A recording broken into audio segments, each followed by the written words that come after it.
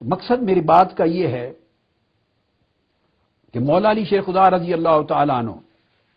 اب اس سچویشن میں وہ بیان کر رہے ہیں، جو بات توجہ طلب ہے وہ یہ، وہ فرماتے ہیں کہ جو لوگ ایک طبقہ ہوگا جو میری محبت کے باعث گمراہ ہو جائے گا، حق چھوڑ دے گا، ایک میرے بغض کے باعث گمراہ ہو جائے گا۔ اب سوال پیدا ہے، یہ ہوتا ہے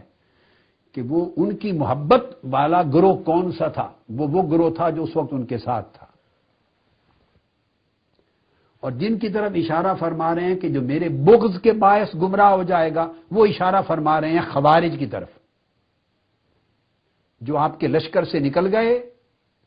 جو تحکیم کو نہیں مانتے تھے، اور انہوں نے مولا علی شیر خدا پر کفر کا فتویٰ کیا اور آپ کے خلاف جنگیں شروع کر دی۔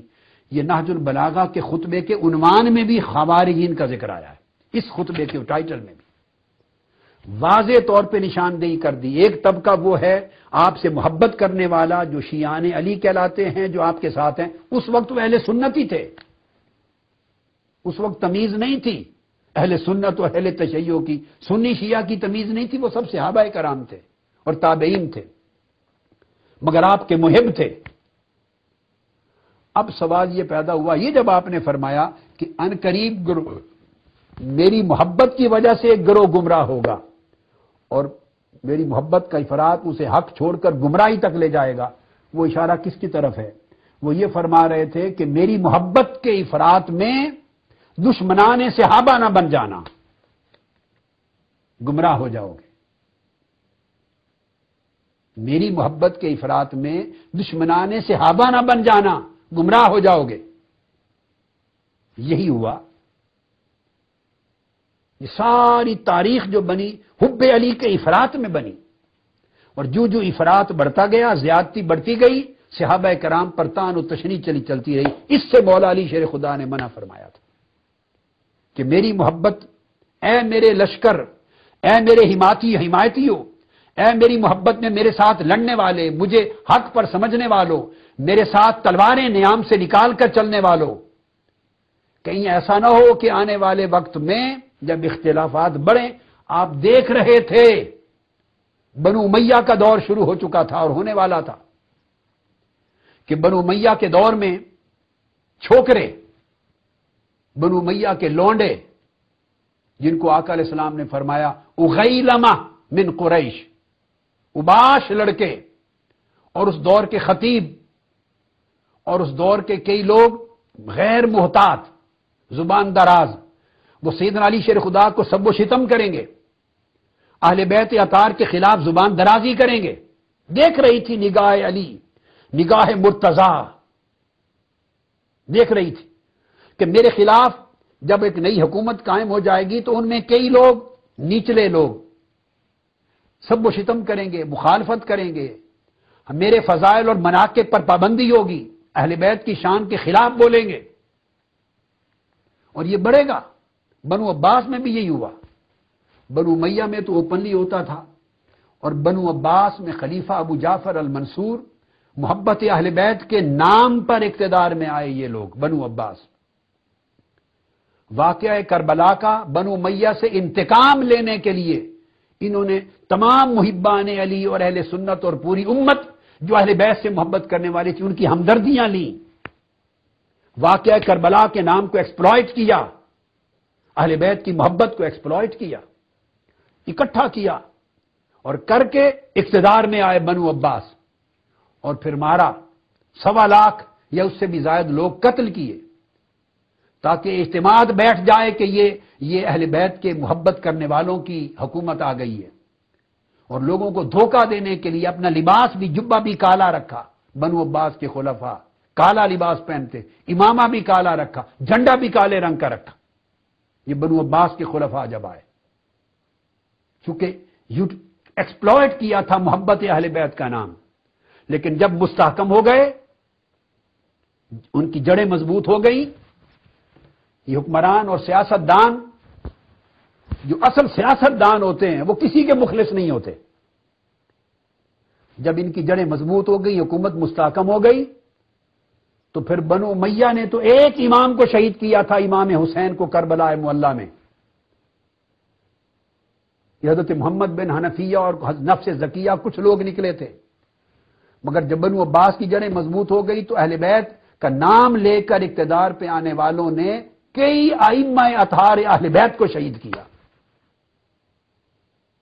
مدینہ طیبہ سے لے گئے امام موسیٰ کاظم کو اور کئی ائمہ کو قید کر کے کئی لے گئے بغداد، کسی کو قید خانے میں رکھا، کسی کو شہید کر دیا، کسی کو زہر پلا دیا۔ امام علی رضا کو قید خانے میں طوس میں ایران میں رکھا اور وہیں شہید ہو گئے۔ یہ بنو عباس کا وتیرہ تھا۔ چونکہ اہل بیت کے خلاف بنو امیہ کے اندر یہ عمل شروع ہوا، بغض کا، مخالفت کا، سب و شتم کا، اور اسی کو یوٹیلائز کیا بنو عباس نے اور ائمہ اطہار اہل بیت کو شہید کیا۔ اب وہ خاص میں وضاحت کر رہا ہوں کس طرح اشارہ فرما رہے ہیں مولا علی شیر خدا۔ فرما رہے ہیں چونکہ ان کو خطرہ تھا اہل بیت سے، چونکہ خلافت امام حسن مجتبی نے مصالحت کی تھی حضرت امیر معاویہ سے، اور اس مصالحت کے تحت خلافت پھر واپس امام حسن مجتبی کو جانی تھی، نہ ہو سکا۔ یزید لعین کی جانشینی ہو گئی، کسی کو خبر نہ تھی، اور حضرت امیر معاویہ تصور بھی نہیں کر سکتے تھے چشم خیال میں کہ یہ بدبخت اتنا بدبخت ہوگا کہ واقعہ کربلا تک جا پہنچے گا۔ وہ فاسق تھا، فاجر تھا، شرابی تھا، بدکار تھا، ساری خرابیاں ضرور تھی، مگر یہ تصور کوئی نہیں کر سکتا تھا کہ نوبت یہاں تک آئے گی کہ امام حسین اور اہل بیت اطہار کو شہید کر کے کربلا میں ان کے مقدس سرے نیزوں پر اٹھائے جائیں گے سروں کو۔ اتنا بدبخت یہاں تک پہنچے گا، ان کی شہادت سے، ان کے خون سے بھی اپنا منہ رنگنے سے باز نہیں آئے گا، یہ تصور کوئی نہیں کر سکتا تھا۔ انہوں نے منع بھی کیا تھا ان سے تعرض نہ کرنا، گریز نہ کرنا، ان کے ساتھ سخت رویہ اختیار نہ کرنا، مگر وہ بدبخت، فاسق، منحرف، نافرمان، ہر ایک کا نافرمان تھا۔ چونکہ اتنا بڑا واقعہ پیش آیا تو رد عمل ہوا،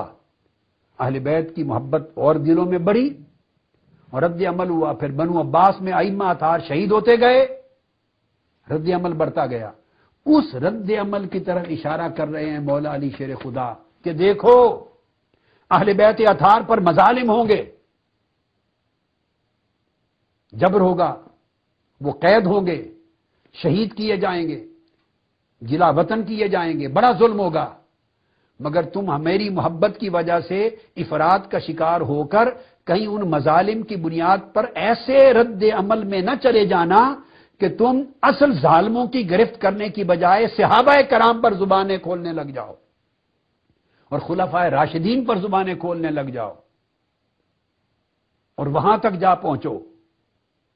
جو آقا علیہ السلام کے محبوب تھے، مقرب تھے، جو حضور علیہ السلام کے جانثار تھے، جو تاجدار کائنات کے سچے وفادار تھے، جو میرے بھائی تھے، ہم نے مل کے زندگیاں گزاری تھی، ہجرت کی تھی، جہاد کیے تھے، تن من دھن لٹائے تھے، کہیں ان پر تمہاری زبانیں نہ کھل جائیں،